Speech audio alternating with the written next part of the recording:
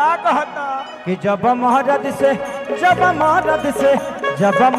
से में हरी लड़बे करी तब हतार माता बहरी मरबे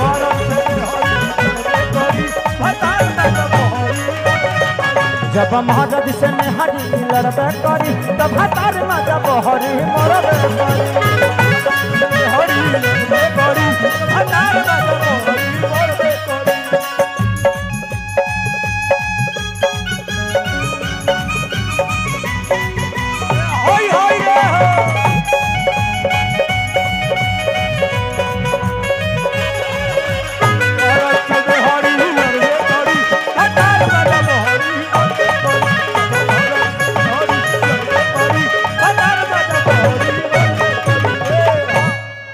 औरतिया कहतिया का कहतिया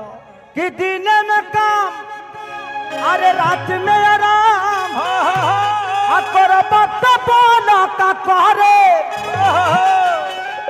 मर्दा कहता का कहता कि कहाँ से आई खाए के मलाई जबरनी कम में न करे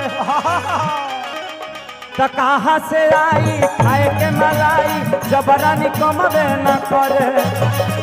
से आई खाए के मलाई जबरनी कम में न करे कहाँ से आई खाए के मलाई जबरनी कम में न करे कहाँ से आई खाए के मलाई जबरनी कम में कि ऐसे बतिया से देखिया लहर बेकरी तो जब महारद से में हरी लड़बे करी तो भातार माजा बहरी मरबे करी भातार हरी करी जब महारद से में हरी लड़बे करी तो भातार माजा बहरी मरबे हरी करी भातार माजा बहरी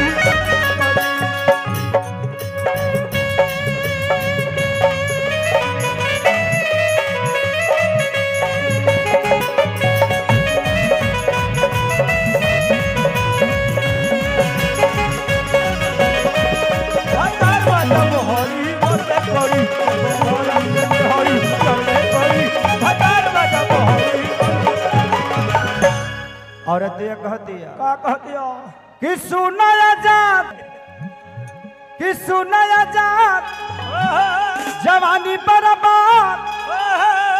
आ होता में तर फेरा हाय हाय कि करेलू झगड़ा होई न रगड़ा चल जाइब दोसरा के डेरा अरे करेलू झगड़ा होई न रगड़ा चल जाइब दोसरा के डेरा करेलू झगड़ा होई न रगड़ा करेलू झगड़ा होई न रगड़ा चल जाइब दोसरा के डेरा